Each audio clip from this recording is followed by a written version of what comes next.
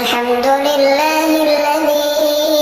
أنزل على عبده الكتاب ولم يجعل له عوجا قيما لينذر بأسا شديدا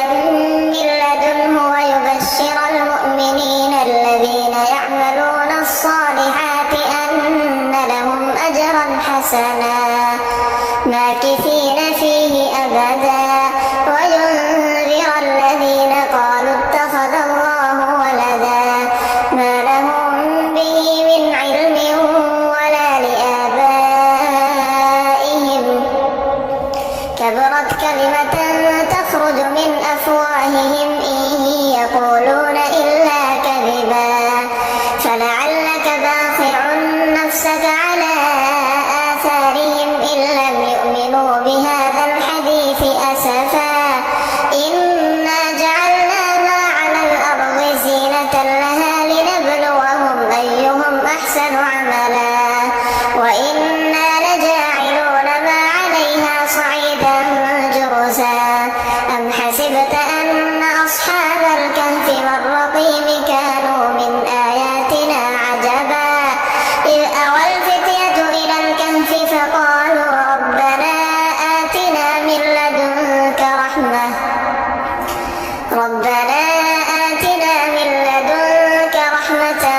وهيئ لنا من أمرنا رشدا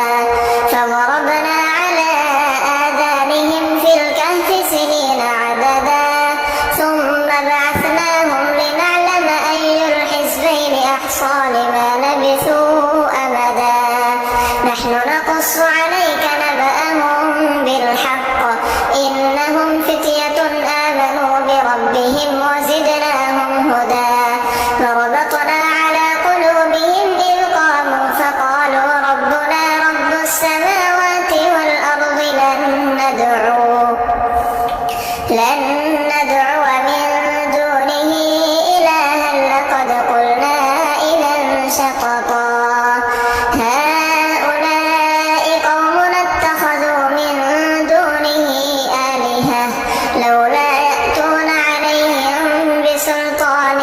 بين فمن أظلم ممن افترى على الله كذبا وإذ اعتزلتموهم وما يعبدون إلا الله فأووا إلى الكهف ينشر لكم ربكم من رحمته ويهيئ لكم من أمركم مرفقا وترى الشمس إذا طلعت تزاور عن كهفهم ذات اليمين وإذا غربت تقرضهم ذات الشمال وهم في فجوة منه ذلك من آيات الله من يهد الله فهو المهتد ومن يضلل فلن تجد له وليا مرشدا وتحسبهم أيقاظا وهم رقود ونقلبهم ذات اليمين وذات الشمال وكلبهم باسط ذراعيه بالوصيد لو اطلعت عليهم لوليت منهم فرارا ولملئت منهم رعبا وكذلك بعثناهم ليتساءلوا بينهم قال قائل منهم كم لبثتم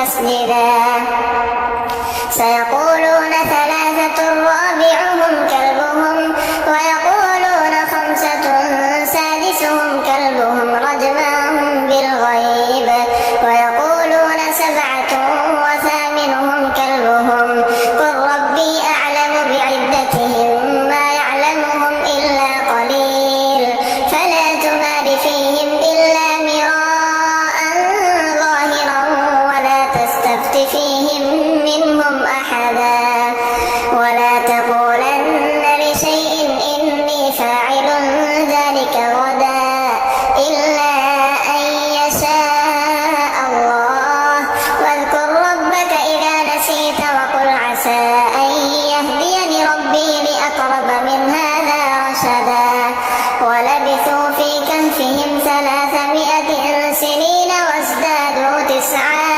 قل الله أعلم بما لبثوا له غيب السماوات والأرض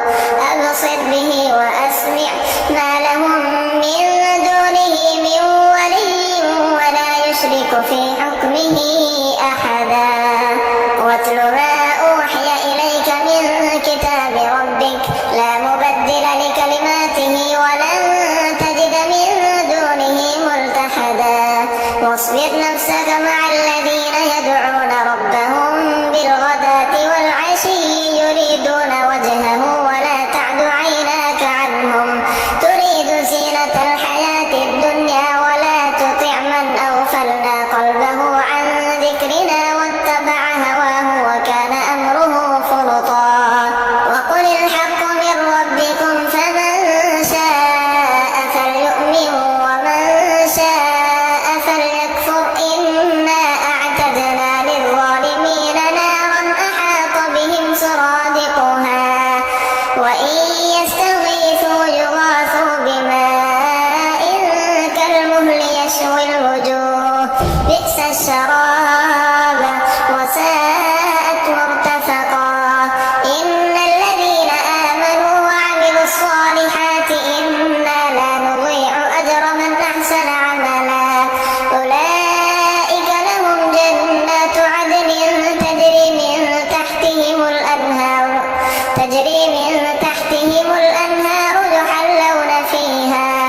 يحلون فيها من أساور من ذهب ويلبسون ثيابا خضرا من سندس واستبرق متكئين فيها على الأرائك نعم الثواب وحسنت مرتفقا واضرب لهم مثلا الرجلين جعلنا لأحدهما جنتين من أعناب وحففناهما بنخل وجعلنا بينهما زرعا كلتا الجنتين آتت أكلها ولم تظلم منه شيئا وفجرنا خلالهما نهرا وكان له ثمر فقال لصاحبه وهو يحاوره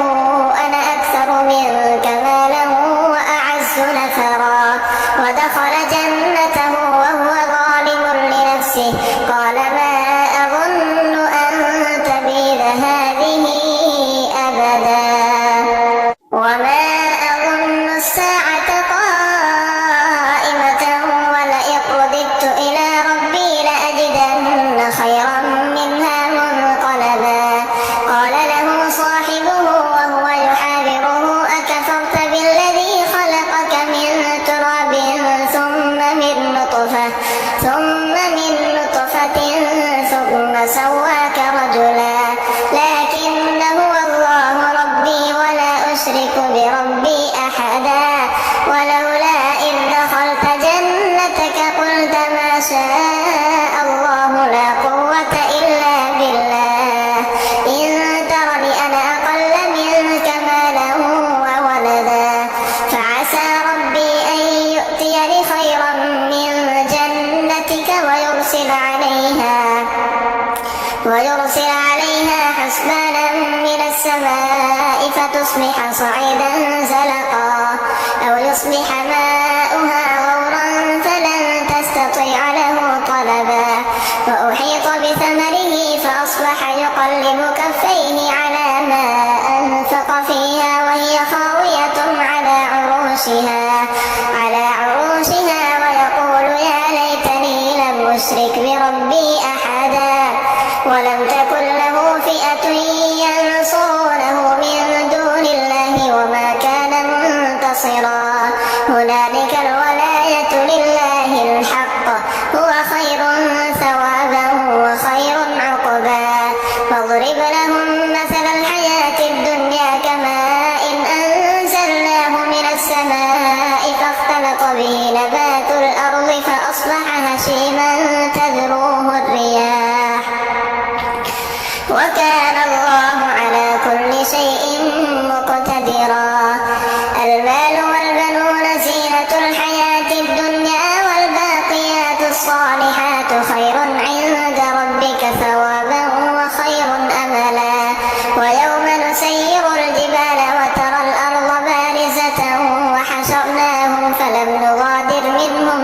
أحدا وعرضوا على ربك صفا لقد جئتمونا كما خلقناكم أول مرة بل زعمتم أن لن نجعل لكم موعدا ووضع الكتاب فترى المجرمين مشفقين مما فيه ويقولون يا ويلتنا ما لهذا الكتاب لا يغادر صغيرة ولا كبيرة إلا أحصاها ووجدوا ما عملوا حاضرا ولا يظلم ربك أحدا وإذ قلنا للملائكة اسجدوا لآدم فسجدوا إلا إبليس كان من الجن ففسق عن أمر ربه أفتتخذونه وذريته أولياء من دوني وهم لكم عدو بئس للظالمين بدلا ما أشهدتهم خلق السماوات والأرض ولا خلق أنفسهم وما كنت متخذ المضلين عضدا ويوم يقول نادوا شركائي الذين زعمتم فدعوهم فلم يستجيبوا لهم وجعلنا بينهم موبقا ورأى المجرمون النار فظنوا أنهم مواقعوها ولم يجدوا عنها مصرفا ولقد صرفنا في هذا القرآن للناس من كل مثل وكان الإنسان أكثر شيء جدلا وما منع الناس أن يؤمنوا إذ جاءهم الهدى ويستغفروا ربهم إلا أن تأتيهم سنة الأولين أو يأتيهم العذاب قبلا وما نرسل المرسلين إلا مبشرين ومنذرين ويجادل الذين كفروا بالباطل ليدحضوا به الحق واتخذوا آياتي وما أنذروا هزوا ومن أظلم ممن ذكر بآيات ربه فأعرض عنها ونسي ما قدمت يداه إنا جعلنا على قلوبهم أكنة أن يفقهوه وفي آذانهم وقرا وإن تدعوهم إلى الهدى فلن يهتدوا إذا أبدا وربك الغفور ذو الرحمة لو يؤاخذهم بما كسبوا لعجل لهم العذاب بل لهم موعد لن يجدوا من دونه موئلا وتلك القرى أهلكناهم لما ظلموا وجعلنا لمهلكهم موعدا وإذ قال موسى لفتاه لا أبرح حتى أبلغ مجمع البحرين أو أمضي حقبا فلما بلغا مجمع بينهما نسيا حوتهما فاتخذ سبيله في البحر سربا فلما جاوزا قال لفتاه آتنا غداءنا لقد لقينا من سفرنا هذا نصبا قال أرأيت إذ أوينا إلى الصخرة فإني نسيت الحوت وما أنسانيه إلا الشيطان أن أذكره واتخذ سبيله في البحر عجبا قال ذلك ما كنا نبغي فارتدا على آثارهما قصصا فوجدا عبدا من عبادنا آتيناه رحمة من عندنا وعلمناه من لدنا علما قال له موسى هل أتبعك على أن تعلمني مما علمت رشدا قال إنك لن تستطيع معي صبرا وكيف تصبر على ما لم تحط به خبرا قال ستجدني إن شاء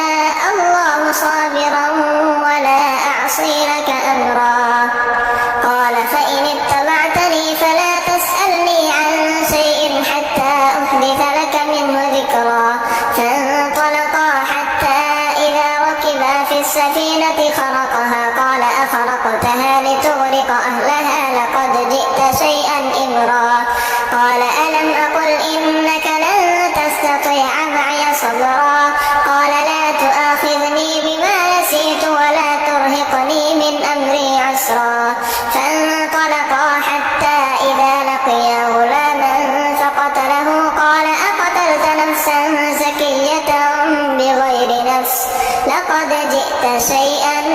نكرا قال ألم أقل لك إنك لن تستطيع معي صبرا قال إن سألتك عن شيء بعدها فلا تصاحبني قد بلغت من لدني عذرا فانطلقا حتى إذا أتيا أهل قرية استطعما أهلها فأبوا أن يضيفوهما فوجدا فيها جدارا يريد أن ينقض فأقامه قال لو شئت لاتخذت عليه أجرا قال هذا فراق بيني وبينك سأنبئك بتأويل ما لم تستطع عليه صبرا أما السفينة فكانت لمساكين يعملون في البحر فأردت أن أعيبها وكان وراءهم ملك يأخذ كل سفينة غصبا وأما الغلام فكان أبواه مؤمنين فخشينا أن يرهقهما طغيانا وكفرا فأردنا أن يبدلهما ربهما خيرا منه زكاة وأقرب رحما وأما الجدار فكان لغلامين يتيمين في المدينة وكان تحته كنز لهما وكان أبوهما صالحا فأراد ربك أن يبلغا أشدهما ويستخرجا كنزهما رحمة من ربك وما فعلته عن أمري ذلك تأويل ما لم تسطع عليه صبرا ويسألونك عن ذي القرنين قل سأتلو عليكم منه ذكرا إنا مكنا له في الأرض وآتيناه من كل شيء سببا فأتبع سببا حتى إذا بلغ مغرب الشمس وجدها تغرب في عين حمئة ووجد عندها قوما قلنا يا ذا القرنين إما أن تعذب وإما أن تتخذ فيهم حسنا قال أما من ظلم فسوف نعذبه ثم يرد إلى ربه فيعذبه عذابا نكرا وأما من آمن وعمل صالحا فله جزاء الحسنى وسنقول له من أمرنا يسرا ثم أتبع سببا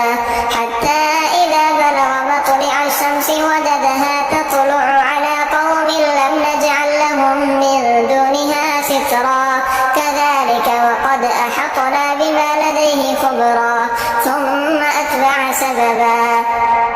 حتى إذا بلغ بين السدين وجد من دونهما قوما لا يكادون يفقهون قولا قالوا يا ذا القرنين إن يأجوج ومأجوج مفسدون في الأرض فهل نجعل لك خرجا على أن تجعل بيننا وبينهم سدا قال ما مكني فيه ربي خير فأعينوني بقوة أجعل بينكم وبينهم ردما آتوني زبر الحديد حتى إذا ساوى بين الصدفين قال انفخوا حتى إذا جعله نارا قال آتوني أفرغ عليه قطرا فما استطاعوا أن يظهروه وما استطاعوا له نقبا قال هذا رحمة من ربي فإذا جاء وعد ربي جعله دكا وكان وعد ربي حقا وتركنا بعضهم يومئذ يموج في بعض ونفخ في الصور فجمعناهم جمعا وعرضنا جهنم يومئذ للكافرين عرضا الذين كانت أعينهم في غطاء عن ذكري وكانوا لا يستطيعون سمعا أفحسب الذين كفروا أن يتخذوا عبادي من دوني أولياء إنا أعتدنا جهنم للكافرين نزلا قل هل ننبئكم